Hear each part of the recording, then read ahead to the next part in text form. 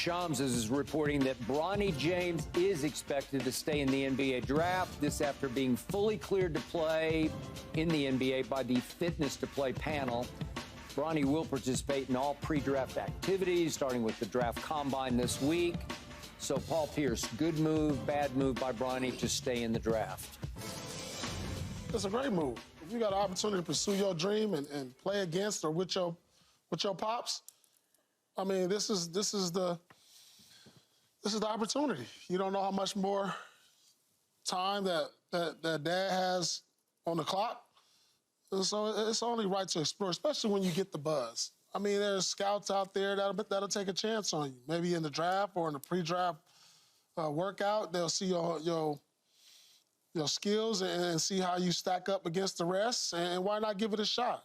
I'm sure, like, you can enter the draft and not get drafted or sign as a free agent, and then after all those things happen, you probably still have an opportunity to go back to school if possible. So why not test the waters? A lot of kids have done this, who I would say it didn't add up as far as numbers-wise while competing at a high level in college, but we've seen this before. You've seen kids get drafted based on potential. So it's a good move, to see where he ends up and see what happens. I look at it, there really isn't a move. What I mean by that is a lot of what Paul's saying.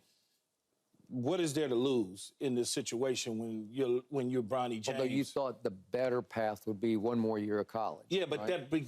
And let me finish though, Skip. Yeah. Just because he's staying in the draft process doesn't mean that he can't all of a sudden decide to go to college. If he doesn't get drafted or he gets drafted, he don't like his draft position, he hasn't signed with an agent, so his eligibility is not up. Oh, but you know and I know. No, he could do that, but he hasn't inked it. They haven't turned the paperwork into the NBA PA into the NBA. Yes. So he's still being not mentored, but being represented by somebody from Clutch. There's no question about it. It's just not signed, sealed, and delivered. However, you say, okay, well, what about college? Well, he doesn't need to go into the portal. His dad can write a check to any school that he wants to go play for. He's not looking for a scholarship. He doesn't need a scholarship. No. So if the portal closes and he can't get a scholarship based on the portal, just write the check for the tuition. He's in the school, he can play. I like it if he's willing to work on his skill set at the G League level because he's not quite ready to be part of the 12-man rotation at the NBA level on a full-time basis. Yeah. I see it as hard for him to join forces straight out of college with his dad at the NBA level and getting minutes. It just seemed like it's going to be hard to do because teams are going 8 deep in a rotation. Is he one of the best 8 guys that would be on an NBA roster alongside his dad? Let's assume it's the Lakers. Is he one of the best 8 Laker players? Is he better than Jared Vanderbilt? Is he better than Gabe Vincent? Mm-hmm. Is he better than, give me another one that would be coming off the bench for the Lakers? For a while, Austin Reeves was. But well, Austin Reeves was part of the 5. Mm-hmm. Is he better than Max Christie? Mm-hmm. Is he better? So when you looking at those, as the roster is constructed now, is he better than those 3, 4 guys that will be coming off the bench? That's a decision for the new head coach, for Rob Pelinka, and for the assistant head coach and LeBron James. You don't have to be better. Just need a roster spot. But he's going to get a roster spot. Yeah. But he want to get minutes. He don't want to just sit on the end of the bench. No. Right? I mean, you don't want to just sit on. You want to get minutes. But the thing so you is, can develop. He can pick up. You can pick up even through the draft or through free agency. But then, like you said, you can just develop him in the G League too. But does he want to? It all first of all, it all boils down to what his daddy wants. I don't give a damn what nobody say. Mm-hmm. Does his father want him to be in the G League, or does he want him to be with him on the roster and traveling and doing those sort of things? Right. Does he want that? That's all going to play into J.J. Redick becoming the head coach, picking up Bronny, putting him on the 15-man roster. Why do I keep saying 12 is 15? and him finishing out, I truly believe that this is going to be LeBron James' last season coming up. Do you really? Yeah. I don't. No, not last season. I think so. This might be his last contract, but not last season. I think so. Well, okay, so Keyshawn, you had suggested right down the road from here, Pepperdine, or maybe go to Pittsburgh. Whatever. Do Duquesne because of the LeBron connection to the coach. And I told you I wouldn't wish this on this kid because I don't think he's capable of scoring 20 or 25 a game at Pepperdine or Duquesne. I don't think he's built like that, and that's what the world would wait for. Yeah. Show us, because he averaged, 5, 4, and 2 last year for your school at USC. But actually, it was 4.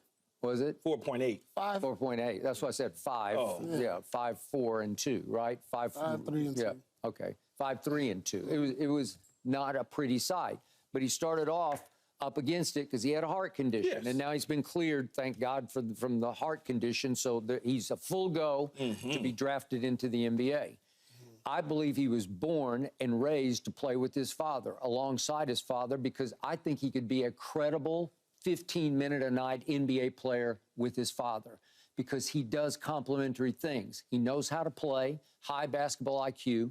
He will fight you on defense. He knows how to play, and his body, he's getting his man body. I think he's getting some strength. I mean, he'll get stronger. I think he can defend at an NBA level and be credible, just credible. Not quite yet. Not quite yet. I don't know. Paul, don't do it so fast, huh? No, not quite yet. He can get there, but not quite. It's hard. I don't know, man. Let me tell you, don't underestimate the NBA. You can't just come in and think defense from college does translate to the NBA. Yeah.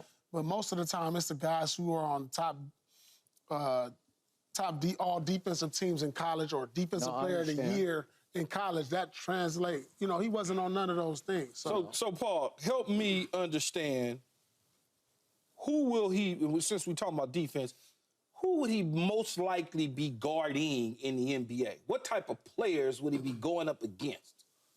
Well, based on, what he's done in college, and if he's a draft pick, I mean, you're looking at a guy who could probably come in the NBA and be like 9th, 10th man. Okay, but he's going to guard the point because he's 6'3". So who's he guard? No, who? So whoever the point guard is of the night, because it's hard for him to match up with a 6'8" wing because he's 6'3". So if he comes into a game, Paul, Paul, guard like T.J. McCutcheon, somebody like that, and T.J. McCollum. McCollum, a guy to that'd be a tough cover, man. Yeah, that'd be a tough cover. Do you see what I'm saying? So when I start thinking about it, that's a tough cover for the guys right now. I agree. That's my whole point, Yeah, but I'm saying he wouldn't be ready right away. He'd have to guard Jalen Brunson. Seriously, he would. If you're playing the Knicks, he'd have to come in and guard Jalen Brunson. I'm trying to envision. I know he's not going to be a starter immediately, but when you come into a game, it's not like all of a sudden their 5 go out, the new 5 come in. You're going to sub out, sub in, so he could be on the floor with some starter, all-star type players. No doubt. Where you sitting there and you're going, well, is he going to be able to guard? Well, right away, I mean, it makes Jalen Brunson. You got to have him. He'll look better when he's around greater players. He has to be around great players. It wouldn't make sense for him to be on a team with a lot of young talent. Yeah. So, you want him to be able to blend in, because if you put him on a team to where you're saying, all right, go out and develop, it'll be tough on him because he's not a star. How do you feel as a veteran player, though, with a young dude like this that hadn't shown a whole bunch of ability to get the minutes at the NBA level, and you're a veteran player trying to move on, whatever, get to the playoffs, win a championship? How would you feel? I'll tell you this. If you're a player trying to make a team next year in training camp, don't go to the Lakers camp. Why? Just don't. Well, but he's LeBron James' son, so he's going to get some pass. Yeah, right. Don't go to that camp next year. I mean, he's not Bronny Smith. He's but Bronny James. It's not.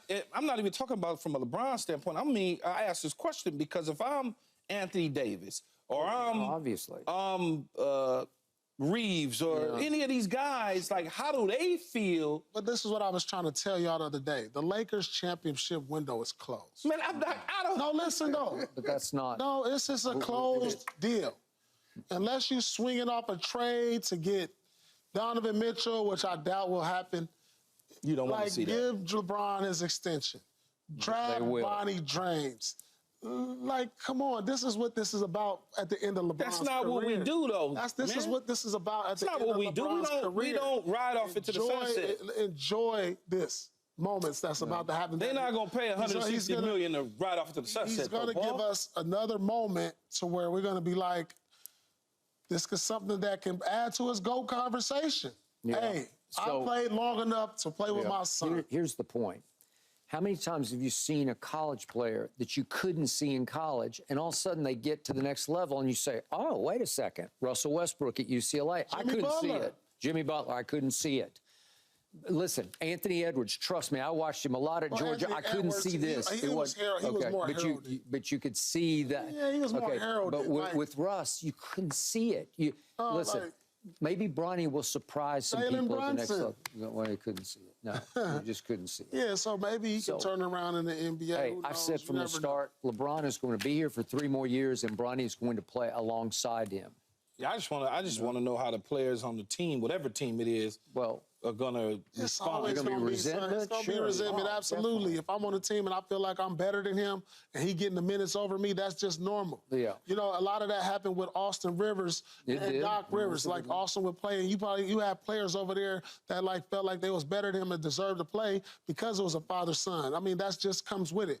Yeah, but Austin backed it up. Yeah, absolutely. But I'm just saying that's just, comes with that dynamic. We got to talk about yesterday's draft lottery. Thanks for watching, Undisputed fans. Do you want more highlights from the show? Make sure to click that subscribe button for all the exclusive content from Undisputed.